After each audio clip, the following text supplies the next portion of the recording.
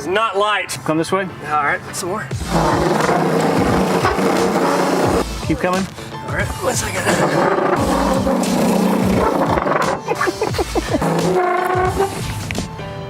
It's recording.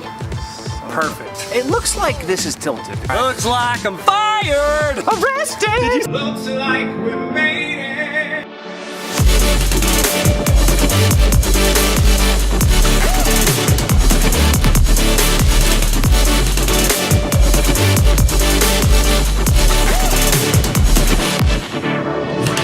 How many doors do we need? I don't know, we need this. Aw. And a 2. Supermarkets are the best place to film because it's like the lighting and the colors and the linear perspective and the sales. Hey Neil, you like apples? Hey, you like this? Was that as important as I made it out to be? It's great. Welcome to Real Change Day 9. If you would imagine that this go-kart track is an apple orchard, then I would say check yourself into a facility right now. Be the apple orchard you want to see in the world. We need to get some B-roll of the apple orchard.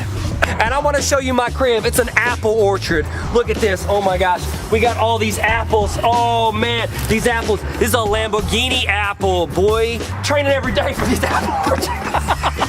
A lot of you guys think this ain't an apple orchard. Bro, check this. Come on.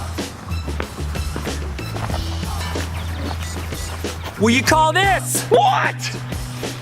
Oh my gosh. And that's how we play. Kobe. This is an Apple 7 XS. Great,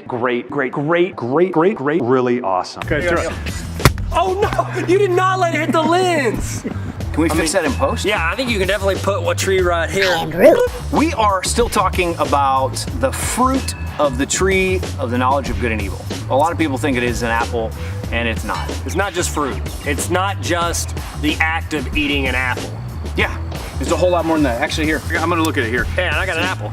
I have a Bible. I got a rock. So Genesis 2:17 says, "But you must not eat from the tree of the knowledge of good and evil, for when you eat from it, you will certainly die." If you love me, let me go. That's pretty clear directions, I would think. The fruit is actually the knowledge of good and evil. So knowledge is information, ideas, ones and zeros. It's just data. It's just knowing something, but it's very different from wisdom. And you can correct me if I'm wrong, Neil, because I do that from time to time, be wrong. We just usually cut all of those out. I've never seen it. Free Shavakadu!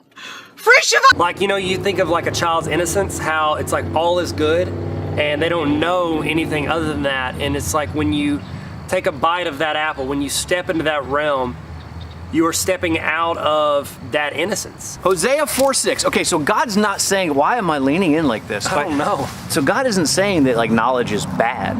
No. He's not saying like don't have any knowledge. Here's what Hosea. You're still standing like it. My people are destroyed from lack of knowledge. He's not saying that knowledge is bad. What is he saying? You build up your knowledge. You go, I'll read my Bible so that I can prove to people how smart I am. You're doing it for pride. Are you going after knowledge for you, or are you going after wisdom so you can know and understand God more? There's a big difference. Basically, what God is saying to Adam and Eve is that you are going to create a separation between us. Genesis. Back to Genesis. This moment of my life.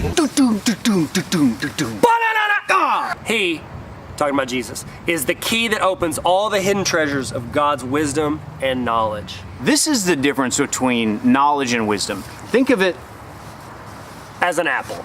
Okay. Wow. Good thing I paused.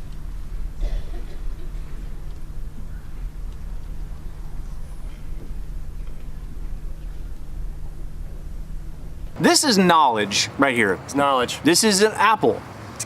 Get out of here, Neil. Wow. This is what you want. This is an apple. Not even, ow! I'll drop it. You got a paper cut. I'm sorry, I apologize, I'm getting this wrong.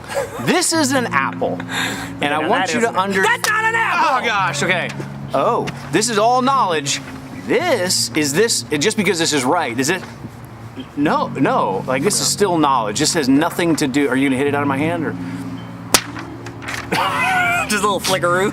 A little tippy tap. That's like, this is the real thing. James 1:5 says, if you need wisdom, ask ask our generous God and he'll give it to you. He will not rebuke you for asking. He's not gonna smack your hand if you're asking for wisdom. Hey guys, Tyler here. James chapter 3 verse 17 relates to that. It says, wisdom from God is pure, peace-loving, gentle at all times, willing to yield to others, full of mercy and good deeds, showing no partiality, and always sincere. That's got depth. That's not a piece of your paper, Neil. I can take a bite of this. No. Neil doesn't like germs. The devil knew that we would all be tempted to try and control our own lives instead of trusting God to take care of us. So the desire to know is often in direct opposition to the desire to trust. And that's what we battle. You want answers? I think I'm entitled. You want answers? I want the truth! You can't handle it. Did you order the code red? Don't you lie to me! That went everywhere. I'm so sorry. Look what you did, Neil. Look what you did, you little jerk. Shut up. Kevin, upstairs. So which do you typically lean towards? Do you lean towards knowing God, or do you lean towards trusting God? And that's the question I want to leave you with today. God, we love you. I pray that we would trust you more and that we would not lean on our own gifts or knowledge. We would lean on you. In Jesus' name, amen. Neil, your turn.